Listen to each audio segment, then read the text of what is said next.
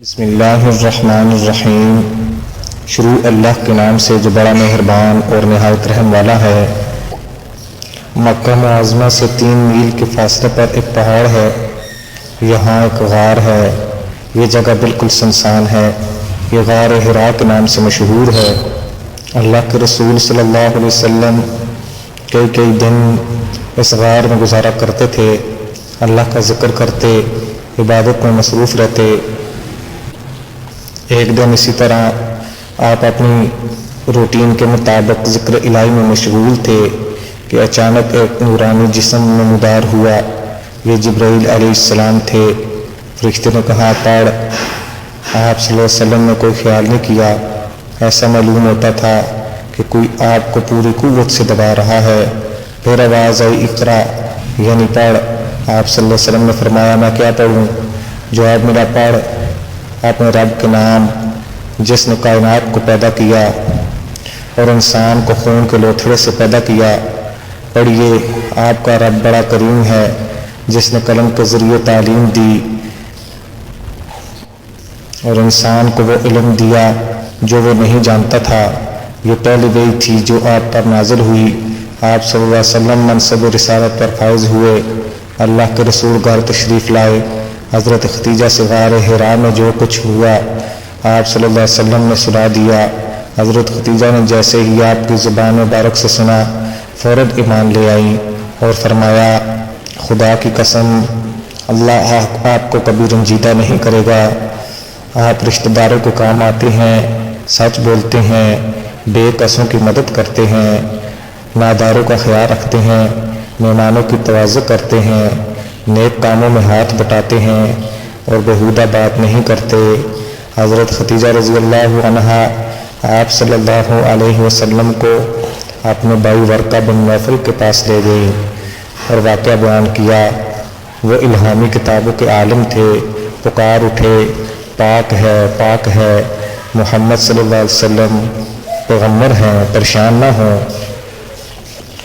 آپ صلی اللہ علیہ وسلم کی دعوت کے نتیجے میں سب سے پہلے جو لوگ مسلمان ہوئے اور آپ پر ایمان لایا ان میں حضرت خدیجہ الکبریٰ، حضرت علی، حضرت زید بن حارث اور جو آپ کے غلام تھے اور دریمہ رفیق ساتھی حضرت ابو بکر صدیق آپ پر ایمان لے آئے اور آپ صلی اللہ علیہ وسلم کی نبوت کی تصدیق کی۔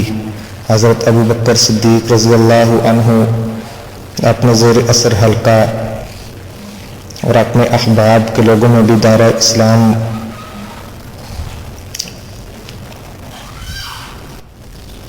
نے شامل کیا، جن میں حضرت عثمان، حضرت زبیر، حضرت عبد الرحمن بن عوف، حضرت سعد بن وقاص اور حضرت طلحہ رضی اللہ عنہم شامل تھے۔ ایمان لانے والوں میں اضافہ ہی ہوتا رہا حتیٰ کہ مسلمانوں کی تعداد 30 سے بڑھ گئی۔ تبلیغ کا سلسلہ جاری رکھنے کے لیے حضرت ارقم کے گھر کو مرکز بنا لیا۔ 3 سال تک اشاعت اسلام کا کام آپ خفیہ طور پر کرتے رہے۔ 4تھے سال اللہ رب العزت کا حکم آیا کہ جو آپ کو حکم دیا گیا ہے وہ اعلان اعلان کیجیے اور ان کافروں کی پرواہ نہ کریں۔ اس آیت کے نزول کے بعد آپ صلی اللہ علیہ وسلم کھلے عام تبلیغ کرنے لگے۔ اس کے بعد پھر اللہ نے حکم دیا اپنے قریبی رشتہ داروں کو ڈراتے رہیں۔ حکم کی تعمیل کرتے ہوئے آپ نے اپنے گھر میں ایک ضیافت کا اہتمام کیا اور اپنے رشتہ داروں کو دعوت دی۔ کھانے کے بعد آپ صلی اللہ علیہ وسلم نے تقریر کرتے ہوئے فرمایا میں وہ چیز لے کر آیا ہوں جس میں دنیا و آخرت دونوں کی بھلائی ہے۔ پھر آپ صلی اللہ علیہ وسلم نے مہمانوں سے پوچھا ایک نیک کام ہے، اس میں کون میرا ساتھ دے گا؟ مجلس میں خاموشی چھا گئی، جواب کسی سے نہ بن پڑا۔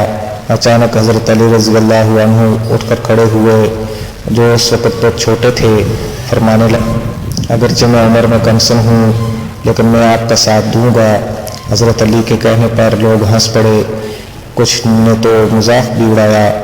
اس طرح مجلس برخاست ہو گئی۔ ایک اور موقع پر آپ کوہ صفا پر چڑھ گئے اور اپنے عزیزوں کو متوجہ کیا۔ قریش کے لوگوں کو ہر ایک کا نام لے کر پکارنا شروع کیا۔ جب سب جمع ہو گئے تو آپ صلی اللہ علیہ وسلم نے ارشاد فرمایا کہ لوگوں، اگر میں تم سے یہ کہوں کہ اس پہاڑ کے پیچھے ایک مسلح لشکر جمع ہے جو تم پر حملہ کرنے والا ہے، کیا مجھے سچا سمجھو گے؟ لوگوں نے جواب دیا، آپ صادق اور امین ہیں، تو جو کچھ کہیں گے سچ کہیں گے۔ آپ صلی اللہ علیہ وسلم نے فرمایا، تم کو اے خدا کی جانب بلاتا ہوں، تمہارے دلوں میں جو وہم ہے اسے دور کرنا چاہتا ہوں۔ میں تمہیں خبردار کر رہا ہوں کہ کفر و شرک سے باز آ جاؤ، اے خدا پر ایمان لے آؤ، ورنہ تم برباد ہو جاؤ گے۔ تم اس دن سے ڈرو جب خدا کے سامنے حاضر ہو کر اپنے اعمال کا حساب دینا ہوگا۔ قریش آپ کی زبانی حق بات سن کر حیران رہ گئے اور اپنے باپ دادا کے دین اور بت پرستی کے خلاف آواز سن کر طیش میں آ گئے۔ آپ کے چچا ابو لہب غضبناک ہو کر کہنے لگے، کیا اسی غرض سے تو نے ہم سب کو جمع کیا تھا؟ رسوا ہوگا تو۔ آپ کی باتوں پر کسی نے توجہ نہ دی۔ آپ نے بتوں کے خلاف بولنا شروع کیا تو سب آپ کے دشمن ہو گئے۔